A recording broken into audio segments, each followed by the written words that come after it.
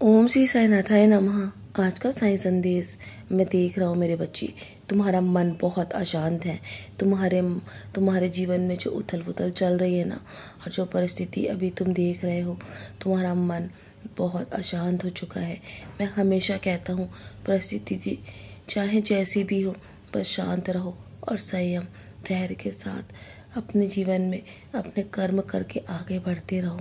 कभी भी अपने मन में चिंता को जगह मत दो, क्योंकि वही चिंता तुम्हारे जीवन की परिस्थिति को और भी खराब कर देगी। अगर शांत मन से तुम अपने जीवन में सारे कर्म करोगे ना, तो विश्वास करो, मैं तुम्हें कभी भी निराश नहीं होने दूंगा और तुम्हें कभी भी हारने नहीं दूंगा।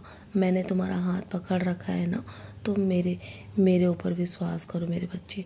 जो बच्चे मुझ पर दृढ़ता से विश्वास रखते हैं ना, उनकी नैया मैं कभी डूबने नहीं देता। और मैंने तुम्हारा हाथ हमेशा के लिए पकड़ रखा है। तुम्हें अंदाज़ा भी नहीं है कि मैंने कब कहाँ कैसे कैसे तुम्हें बचाया है, किस प्रकार से तुम्हारी मदद की है।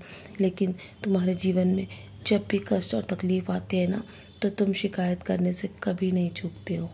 पर एक बात तो पक्का निश्चित कर लो कि जो भी हो रहा है ना, उसके पीछे कोई ना कोई कारण अवश्य है, और जिसमें सिर्फ तुम्हारी भलाई छुपी है, जो तुम नहीं देख सकते।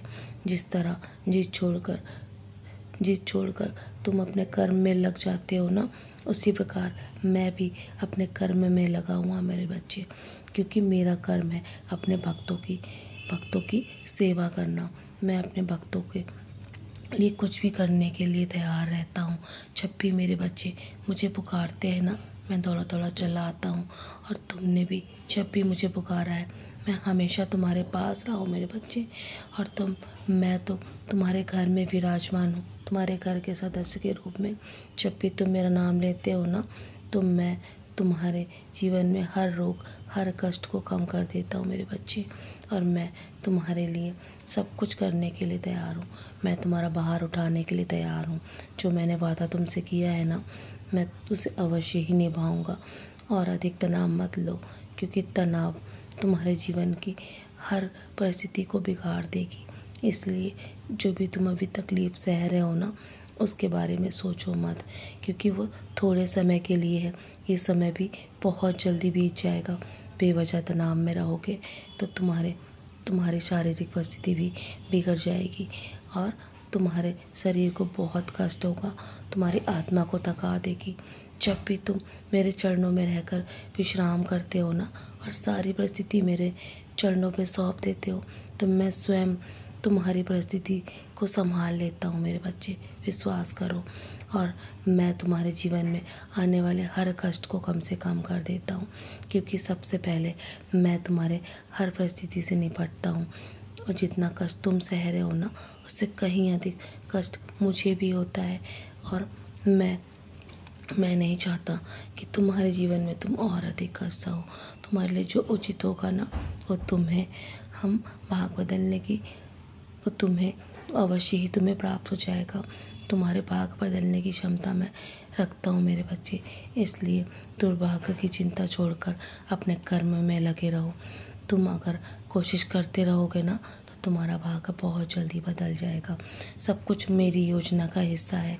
अगर ये तुम स्वीकार कर लोगे ना, तो तुम जीवन में कभी भी दुखी नहीं रहोगे। तुम्हारे जीवन में अपार खुशियाँ तुम्हारे जीवन में आने वाली हैं। और मैं तुम्हारा ख्याल रखने के लिए हूँ ना, तुम्हारी हर समस्या पे काम कर रहा हूँ।